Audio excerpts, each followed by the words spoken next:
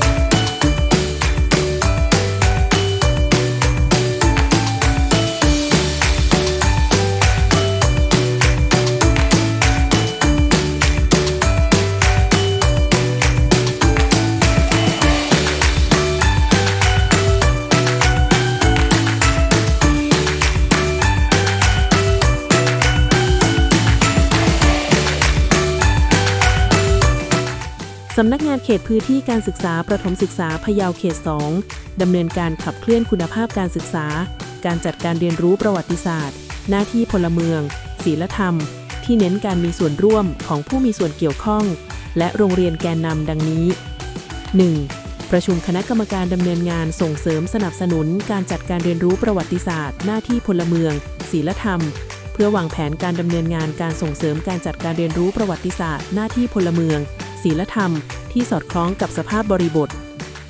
2. จัดทำเอกสารแนวทางการจัดการเรียนรู้ประวัติศาสตร์สำนักงานเขตพื้นที่การศึกษาประถมศึกษาพะเยาเขต 2 และเอกสารแนวทางการดำเนินงานเสริมสร้างคุณธรรมในสถานศึกษาปีงบประมาณพ.ศ. 2568 สำนักงานเขตพื้นที่การศึกษาประถมศึกษาพะเยาเขต 2 เพื่อเป็นแนวทางของโรงเรียนในสังกัดนำไปจัดการเรียนรู้ที่สอดคล้องกับสภาพปัญหา 3. แจ้งแนวทางการดำเนินงานให้สถานศึกษาในสังกัดเกี่ยวกับรับทราบแนวทางจัดการเรียนรู้ประวัติศาสตร์หน้าที่พลเมืองศีลธรรมพร้อมนิเทศกำกับและติดตามอย่างต่อเนื่อง 4. สร้างความตระหนักและทำความเข้าใจในการจัดการเรียนรู้ประวัติศาสตร์หน้าที่พลเมืองศีลธรรมผ่านวิธีการที่หลากหลายเช่นการประชุมผู้บริหารประจำเดือนการอบรมเชิงปฏิบัติการการอบรมออนไลน์การเผยแพร่สื่อการเรียนรู้โรงเรียนแกนนำเกี่ยวกับประวัติศาสตร์หน้าที่พลเมืองและศีลธรรมบนเว็บไซต์สำนักงานเขตพื้นที่การศึกษาประถมศึกษาพะเยาเขต 2 5. สนับสนุนงบประมาณดำเนินงานให้แก่โรงเรียนแกนนำการจัดการเรียนรู้ประวัติศาสตร์หน้าที่พลเมืองและประชาธิปไตยได้แก่โรงเรียนอนุบาลเชียงคำวัดพระธาตุศพแวนโรงเรียนอนุบาลปงบ้านนาปรัง